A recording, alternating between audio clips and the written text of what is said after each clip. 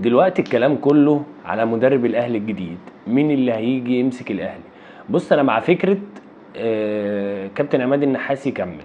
انا كنت معاه من الاول ان هو يكمل المسيره اصلا بعد الست مباريات اللي لعبهم في الدوري وقدر ياخد بطوله الدوري. بس اللي ما خلوش يكمل ان انت كنت داخل على كاس العالم للانديه، بطوله كبيره، فكانت محتاجه مدرب. بس انت ما قدرتش تجيب مدرب بشخصيه كبيره ان هو يعرف يتعامل مع فرق اوروبا. انت كنت جايب مدرب غامض، ما انتش عارف تحدده فنياته او تحدد شخصيته او اي حاجه. انت كنت جايبه ايه؟ بتشتري سمك في ميه، يا طلع حلو يا طلع وحش، وطلع وحش. فانت اضطريت ترجع برضو للقرار اللي المفروض كنت تاخده من 3 شهور، ان الكابتن عماد النحاس يكمل بشكل مؤقت. طب هو بشكل مؤقت، طب الكابتن عماد النحاس هيكمل ولا هنجيب مدرب جديد؟